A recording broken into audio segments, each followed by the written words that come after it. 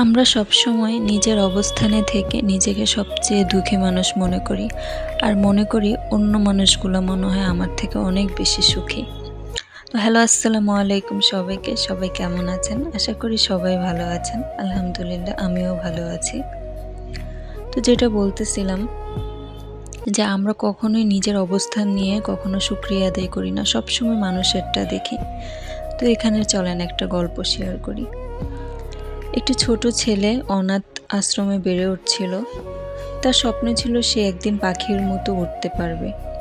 সে বুঝতে পারতো না কেন সে উঠতে পারে না। চিড়িয়াখানায় তার চেয়ে বড় বড় পাখিদেরকেও সে খাঁচার ভেতর উঠতে দেখছে। সে মনে মনে ভাবতো, আমি কেন পারি না? আমার কি তাহলে কোনো সমস্যা আছে? অন্যদিকে আরেকজন ছোট বাচ্চা, তার সমস্যা ছিল পায়ে।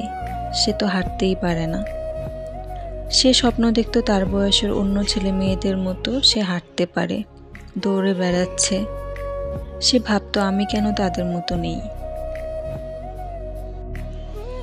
তো একদিন সেই অনাথ ছেলেটি যে পাখি হতে চাইতো, সে হাঁটতে হাঁটতে সমুদ্র সৈকতে এসে পড়ল। সেখানে সে দেখল যে পঙ্গু ছেলেটি বালিতে বসে খেলছে, বালি দিয়ে বাড়ি ঘর বানাচ্ছে, পাখি বানাচ্ছে। তাকে পাখি বানাতে দেখে সে তার কাছে গিয়ে জিজ্ঞেস করলো, তুমিও কি পাখির মতো আকাশে ওড়ার স্বপ্ন দেখো? সে বলল, না, কিন্তু আমি আর সবার মতো হাঁটতে পারার স্বপ্ন দেখি। তার কথা শুনে ছেলেটি খুব কষ্ট পেল। সে বলল, আমরা কি বন্ধু হতে পারি? তারপর তারা দুজন মিলে প্রায় কয়েক ঘন্টা খেলাধুলা করলো। একসময় পঙ্গু ছেলেটির বাবা হুইল চেয়ার নিয়ে ছেলেটিকে নিতে এলো। তখন অনাথ ছেলেটি পঙ্গু ছেলেটির বাবার কানের কাছে কিছু বলল। উত্তরে তিনি বললেন, ঠিক আছে, আমার কোনো আপত্তি নেই।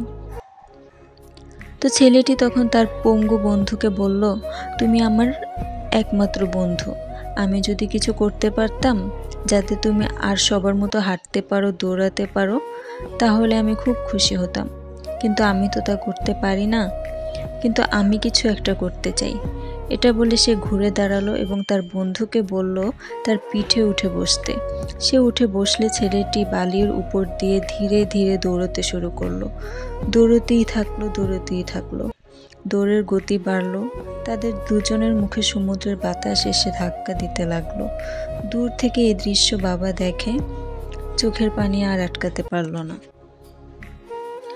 পঙ্গু ছেলেটি খুশিতে তার দু হাত দুদিকে মেলে ঠিক একটি পাখির মতো উপরে নিচে করতে লাগলো এবং চিৎকার করে বলতে লাগলো, আমি উড়ছি বাবা, আমি উড়ছি। কি সুন্দর দৃশ্য! তো এখানে আমরা কি বুঝলাম?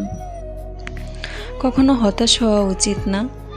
অনেক মানুষ আছে আমাদের থেকেও বেশি কষ্টে আছে, আর অন্যের খুশিতে নিজেকে সামিল করা।